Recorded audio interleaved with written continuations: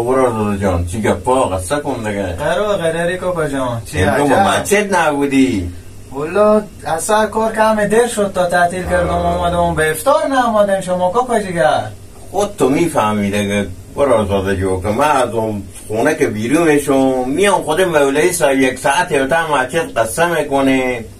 تا خدا قبول کنه آذان میدم همون افطار میکنیم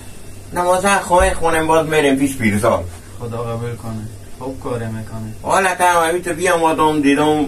مامام هم مسجده دیگه 1 ساعت خودم قصه کرد جریان برای ما بگو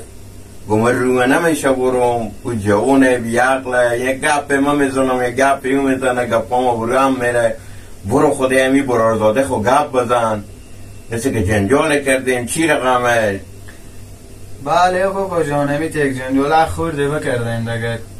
ماه مبارک رمضان خود شما میفهمیم اصابا ضعیفه من هم که همی تون خودم کمه صبح بلد شدم از خانه برای گفتم رختم میرو که شیخ خود رفقا خوب جای بمیمونی دعوته برفتم سر کار ساعت 4 بجه زنگ زدم گفتم من 5:30 مگر برم رفقام معطل نمی رختم میرو بیام آدم به خانه میبینم نق میکنه برو اعصاب مرا میره همی تکلم مار خراب کرده. چی بگی کوکا جان آخی ما روزیه درسته تناب توی ما روزه آخی اون مسلمان هم روزه داره کمی امور در کوچکا میشه ای کار ازی بر ای بچه خورد ازی بر آخی او هم بابا جان او هم اولاد مسلمانه باز همین مامام بیچاره آخی چقدر خوبی که وقت تو خدا شایده و قسمه که همه خجالت میکشیدم. مای روزیه گپار چیه کوکا جان دیگه همه اصلا گناه تو نیه عروضه که تو خدا یعنی سفتر شیشتی گپ زدن تو مثل همه شد آخه تو 12 سال درس خوندی کوکا جان. کوکا سفتر خوب گپا میزنه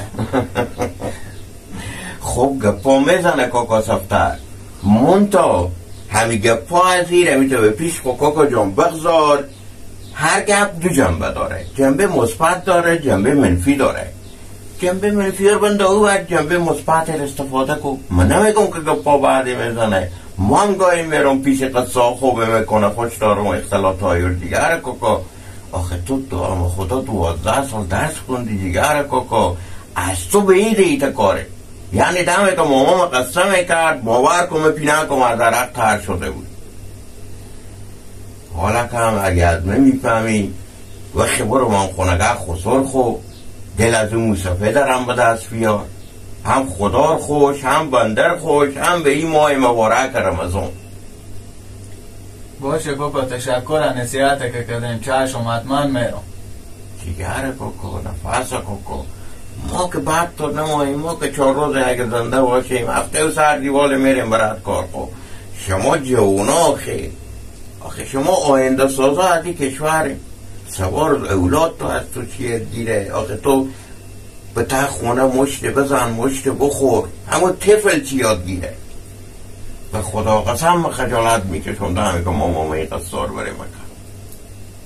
بشد دیگه جوانی و جهلیه کوکا جیگر. حالا کم اگه از من میفهمی جیگر کوکا این پیاله چایه که خوردیم خودت ور میخزیم میریم من میرم به خونه که پیرزال اگه نرم ایمشه باور که افطار چی کسی افطار که ما که مچتم سحری به ما 1 بار نمیکنه چون برای ما که کچلو هم بیاری پیاز هم بیاری تو هم نمیت قراره که